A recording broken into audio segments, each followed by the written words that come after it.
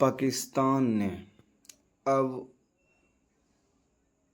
देश के साथ रक्षा समझौता अब किस देश के साथ रक्षा समझौता क्या, जिसके तहत एक देश पर हमला दूसरे पर भी हमला माना जाएगा? सऊदी अरब, कुवैत, इजराइल, यूएई।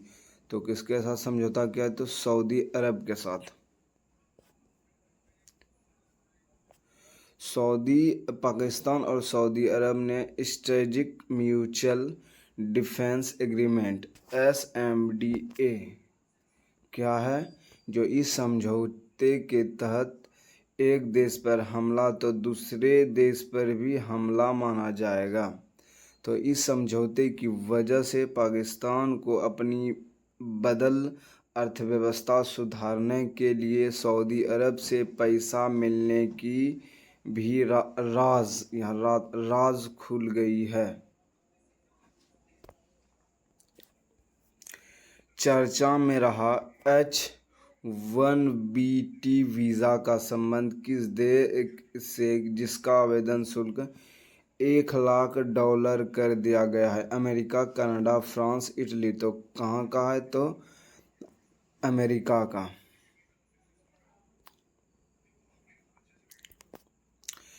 परिभाषा: H-1B एक गैर प्रवासी वीज़ा है जो अमेरिकी कंपनियों को टेक्नोलॉजी, इंजीनियरिंग, चिकित्सा जैसे विशेष क्षेत्र में विदेशी उच्च कुशल पेशेवरों को नियुक्ति करने की अनुमति देता है और भारतीय पेशेवर, विशेष रूप से IT क्षेत्र में इसका सबसे बड़ा लाभार्थी है।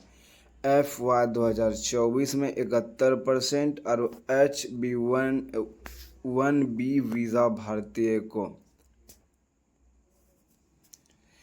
यह 3 साल के लिए वैध, इसके बाद न्यूअल का मतलब होता है कि 3 साल के बाद जब टाइम पूरा होने के बाद अपडेट करा के और टाइम बढ़ा दिया जाता है। तो विश्व गैंडा दिवस कब मनाया जाता है? 20 सितंबर, 21 सितंबर, 22 सितंबर, 23 सितंबर। तो कब मनाया जाता है? तो 22 सितंबर को। सितंबर 2025 में CRPF का नया महानिदेशक किसे नियुक्ति किया गया है? अजित डोभाल, प्रवीण रंजन, प्रवीण सूद, सतीश गोलछा। तो किसको? तो प्रवीण रंजन को। 1993 में के बैच RPS अधिकारी प्रवीण रंजन को केंद्रीय औद्योगिक सुरक्षा बल महानिदेशक नियुक्ति किया गया है। CIF औद्योगिक हवाई अड्डों की सुरक्षा की जिम्मेवारी संभाली है।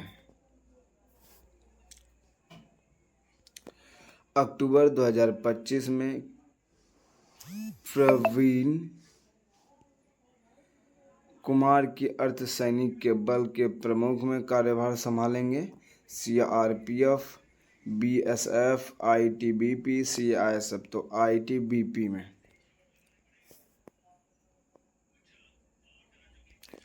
भारतीय तिब्बत सीमा पुलिस के महानिदेशक प्रवीण कुमार को बनाए गए, जिसकी नियुक्ति कैबिनेट नियुक्ति समिति सितंबर 2025 में की।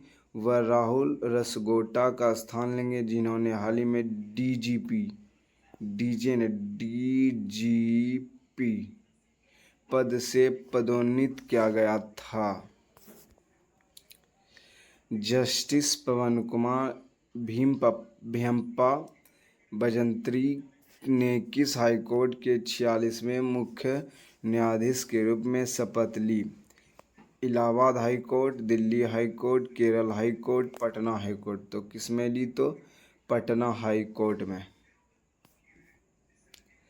चीफ ऑफ डिफेंस स्टाफ 2022 सितंबर 2025 को कहाँ 3 सेवा एकेडमिक प्रयोग की कार्यशाला उद्घाटन किए गए हैं? मुंबई, नई दिल्ली, बेंगलुरु, हैदराबाद। तो कहाँ में? तो नई दिल्ली में। हाल ही में भारत और अमेरिका के बीच संयुक्त सैन्याभ्यास युद्ध अभ्यास का 21वां संस्करण का संपन्न हुआ है? अलास्का, न्यूयॉर्क, हवाई, कैलिफोर्निया। तो कहाँ में हुआ है? तो अलास्का में हुआ है। भारत और अमेरिका के बीच संयुक्त सैन्य अभ्यास युद्ध 2025 अलास्का सफलतापूर्वक संपन्न हुआ। यह 1 सितंबर से शुरू हुआ था, जिसमें दोनों सेना 450 जवानों ने भाग लिया।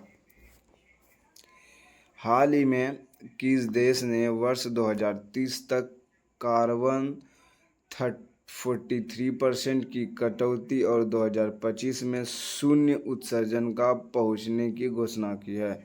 Australia, Bharat, America, Japan. तो किसने? तो ऑस्ट्रेलिया ने। हाल ही में ऑस्ट्रेलिया ने 2025 के स्तर से 2030 तक कार्बन उत्सर्जन 43% की कटौती करने और 2050 तक नेट जीरो उत्सर्जन करने पहुंचने की घोषणा की है। यह पिछले सरकारी लक्ष्यों में कई अधिक महत्वाकांक्षी है।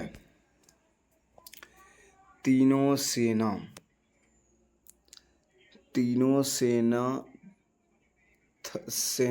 थल सेना, वायुसेना, नौसेना।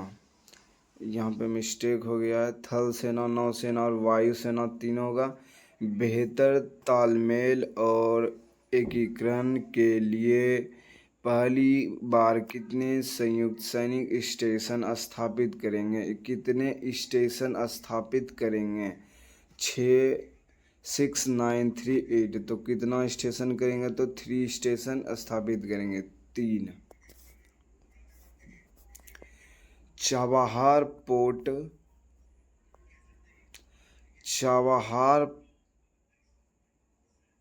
पोर्ट क्यों महत्वपूर्ण माना जाता है, जिस पर अमेरिका ने अपने प्रतिबंध छूट को सितंबर से खत्म, यानी कि सितंबर के बाद से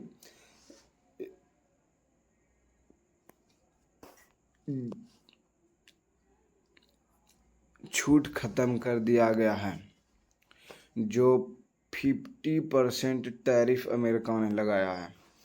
यह भारत को पाकिस्तान के मध्य से अफगानिस्तान तक पहुंचा देता है।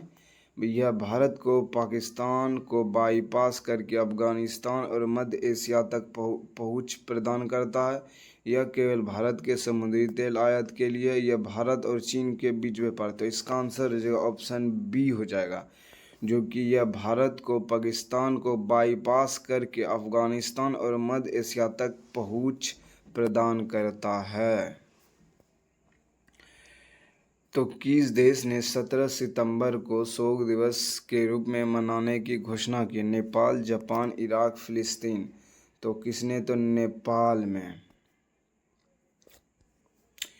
किस राज्य में जीआई टैग वाली स्थानीय फसल को बढ़ावा देने के लिए सारार खूब हथेली मिर्च का महोत्सव आयोजित किया गया है? मध्य प्रदेश, मणिपुर, बिहार, नागालैंड। तो आज का प्रश्न आपके लिए कमेंट करके आंसर बताएं। आज के लिए इतना सा ही। धन्यवाद।